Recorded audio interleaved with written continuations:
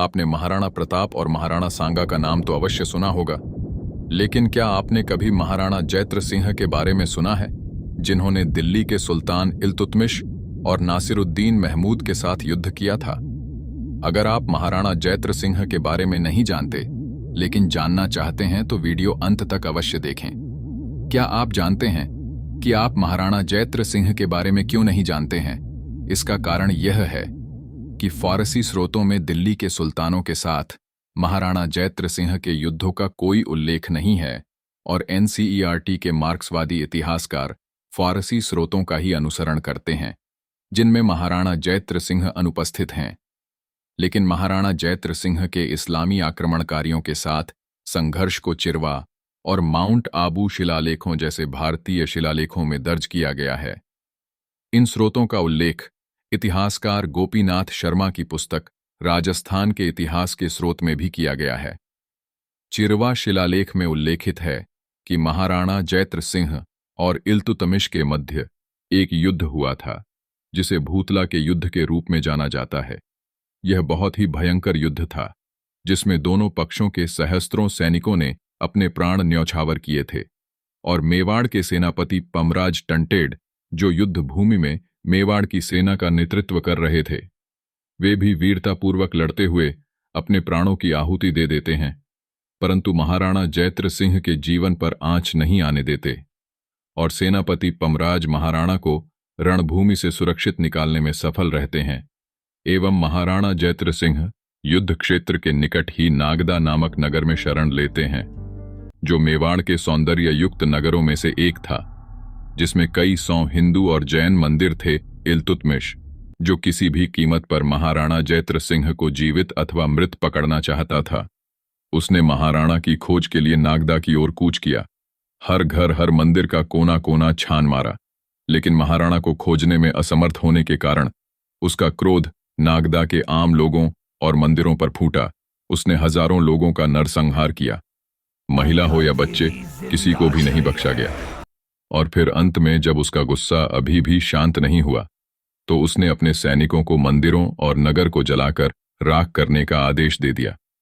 और इल्तुतमिश के इस वीभत्स कृत्य की स्मृति आज भी प्रसिद्ध कहावतों के रूप में जीवंत है, जिसमें कहा जाता है कि इल्तुतमिश के सैनिक केवल मूर्तियों से ही लड़ पाए, एवं जब इल्तुतमिश जैत्र सिंह को नहीं ढूंढ सका तो उसने नागदा शहर को जला दिया। चिरवा के शिलालेखों में भी कहा गया है कि महाराजा जैत्र सिंह त्रुष्का रूपी समुद्र का पान करने में आर्ष अगस्त्य के समान थे। इन स्रोतों से यह बहुत स्पष्ट था कि इल्तुतमिश द्वारा यह कब्जा करने का असफल प्रयास था, लेकिन नागदा को भीषण विध्वंस का सामना करना पड़ा। जय सिंह सूर्य का एक और जैन विवरण है, जिसे हम्मीर मर्दन कहा जाता है, जिसमें कहा गया है कि वीर धवल, जो गुजरात के वाघेला सामंत थे, उन्होंने भी नागदा के विध्वंस करके लौटती दिल्ली की इस्लामी सेना को मात देने में भूमिका निभाई थी। हालांकि इतिहासकार इस कथन पर विश्वास नहीं करते हैं, क्योंकि महाराणा का गुजरात के वाघेला राजवंश के प्रमुखों के साथ शत्रुतापूर्ण संबंध था। हालांकि ऐसे उदाहरण भी हैं जहां महाराणा जैत्र सिंह की गुजरात के सामंत प्रमुखों के साथ शत्रुता इस्लामिक लश्कर के संयुक्त प्रतिरोध में बाधा उत्पन्न नहीं करती है। अब्बू शिलालेख में उल्लेख है कि महाराणा जैत्र सिंह ने सिंध के शासक के साथ युद्ध किया था, जिसे शिलालेखों में सिंधुक कहा गया है। जी.एच. ओझा के अनुसार वो ख्वारिज्म का शासक जलालुद्दीन था, जिसने ठट्ठा के हिंदू शासक को हराया था और ठट्ठा में मंदिर को नष्ट करने और धन लूटने के बाद खवास खान की कमान में जलालुद्दीन ने गुजरात पर आक्रमण करने के लिए अपनी सेना भेजी थी। परंतु इससे पूर्व कि सिंध का लश्कर गुजरात तक पहुंचता, महाराणा जैत्र सिंह ने सिंध की सेना को मार्ग में ही रौंद दिया, जिसका उल्लेख आबू शिलालेखों में इस प्रकार किया गया है कि मेवाड़ की सेना ने सिंध की सेना का रक्तपान किया था। इस प्रकरण में हमने देखा कि महाराणा जैत्र सिंह अपनी कटु संबंधों के उपरांत भी गुजरात की ओर कूच करती इस्लामी सेना को नष्ट कर रहे हैं। यह संभव हो सकता है कि नागदा विनाश के बाद वाघेला प्रमुख की सेना ने मेवाड़ के समर्थन में सेना भेजी हो। इल्तुतमिश के बाद महाराणा जैत्र सिंह को 1248 ईस्वी में नासिरुद्दीन महमूद से युद्ध करने का अवसर मिला। तारीख ए फरिश्ता के अनुसार नसीरुद्दीन महमूद के भाई जलालुद्दीन ने उसके खिलाफ विद्रोह किया और वो चित्तौड़ के पर्वतों में जा छिपा और नसीरुद्दीन महमूद ने उसे पकड़ने के लिए अपनी सेना भेजी। लेकिन चित्तौड़ की पहाड़ियों में 7-8 महीने बिताने के बाद भी नासिरुद्दीन महमूद उन्हें पकड़ने में असमर्थ रहा और वह दिल्ली लौट आया।